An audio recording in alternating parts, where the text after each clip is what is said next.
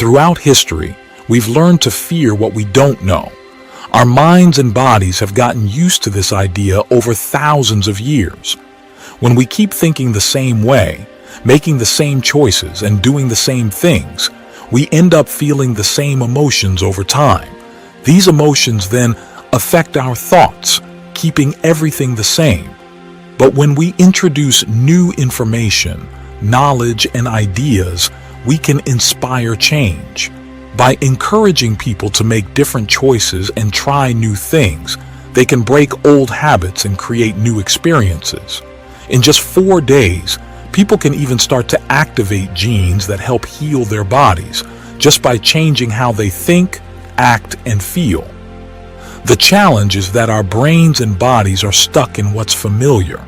When we try to do something different, it feels uncomfortable because we're leaving behind what we know.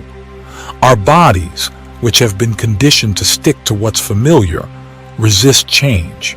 As we step into the unknown, we feel uneasy because we can't predict what will happen next. This discomfort makes our bodies influence our minds, leading us to think the same thoughts we're used to. If we accept these thoughts without questioning them, we end up making the same choices and behaving the same way, creating the same experiences and emotions. Even though it might feel right, it's just because it's what we're used to. To change, we need to become aware of our unconscious thoughts. The more conscious we are of these thoughts, the less they control us without us realizing it. Our consciousness is like our inner awareness that guides us every day. We can think of it as our subconsciousness, which is separate from our conscious mind but still very intelligent and influential in keeping us in order. Every second, our brains handle countless tasks without us even realizing it. These tasks keep us healthy and alive, like controlling our heartbeat, digesting food, and repairing cells. It's like there's a hidden intelligence inside us that takes care of everything automatically. This intelligence knows much more than we do, even though we might think we know it all. It's something every person has, no matter their age, gender, or background. But most people don't recognize its power and wisdom. This intelligence is what gives life to everything. It's a real force that exists in all things. Scientists call it different names like the Z-point field or universal intelligence.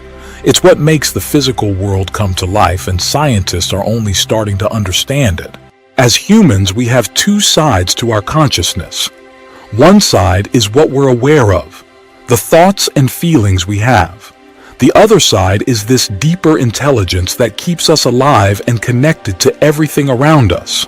We have the freedom to choose how we live our lives, but this greater intelligence is what keeps us going.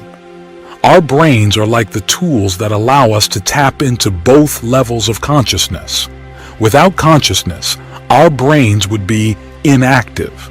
But when consciousness flows through our brains, it creates what we call the mind. The mind is like the result of a working brain infused with life. So, the brain is like the hardware and consciousness is the software that makes it work. Both levels of consciousness work together to create the mind, giving us the ability to think, feel, and experience life. Our brains are like two different systems, each handling a different kind of consciousness. The conscious mind operates in the neocortex, which is like the command center of our brain. It's where we make decisions, think, and process information.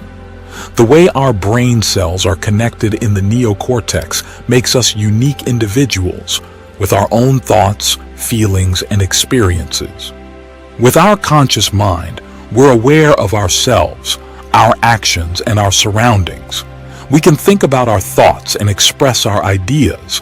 This self-awareness is what we mean when we talk about someone being conscious or unconscious. It's about being awake and aware of who we are. But sometimes our brains switch into survival mode, especially when we're stressed. In this mode, everything can seem like a threat or a danger. We might feel impatient, frustrated, or judgmental. It's like we're being controlled by our emotions. When we face challenges like dealing with a difficult coworker or giving a presentation, we have a choice.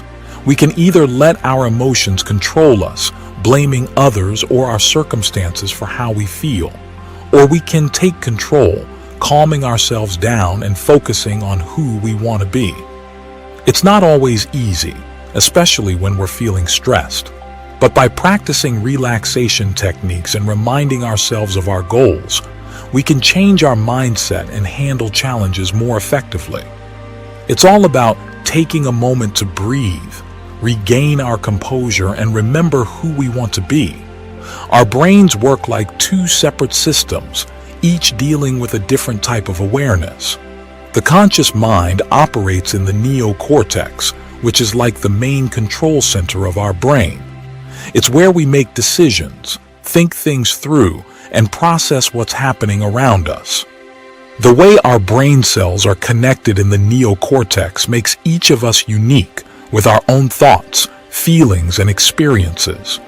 With our conscious mind, we're tuned into ourselves, our actions, and the world around us. We can think about our thoughts and share our ideas. When we talk about being conscious or unconscious, it's about being awake and aware of who we are.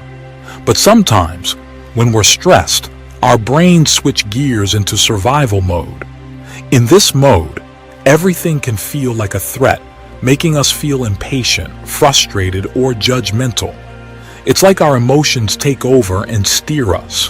When we're faced with challenges like dealing with a tough coworker or giving a presentation, we have a choice. We can either let our emotions run the show, blaming others or our situation for how we feel, or we can take charge, calming ourselves down and focusing on the kind of person we want to be. It's not always easy, especially when stress levels are high. But by practicing relaxation techniques and keeping our goals in mind, we can change how we approach things and deal with challenges better. It's about taking a moment to breathe, regain our balance, and remember our values. Consciousness comes in two distinct flavors. There's the objective consciousness, which is like the energy that gives life and vitality to everything. It's the source of our being. Then there's the subjective consciousness, which resides in our neocortex, acting as our personal explorer, learning, growing, and shaping our experiences. Understanding how our brains function to create this consciousness allows us to break free from the limits of what we already know. By aligning our conscious mind with this infinite potential, we open ourselves up to a world of new possibilities. Consciousness is what enables us to change our brains and minds. It's that mysterious part of ourselves that influences our thoughts and feelings. When we're truly conscious, aware, and present, we have the power to shape our minds and create new levels of awareness. When we can merge our conscious and subconscious minds, we're able to upgrade our mental hardware and operating systems. Essentially, we can rewire our brains. The idea is, if we can change the way we think and feel, can we also change the outcomes in our lives? Can we shift from feeling like victims to feeling like creators of our own destinies? By altering our thoughts, actions, and emotions, we can indeed create new outcomes.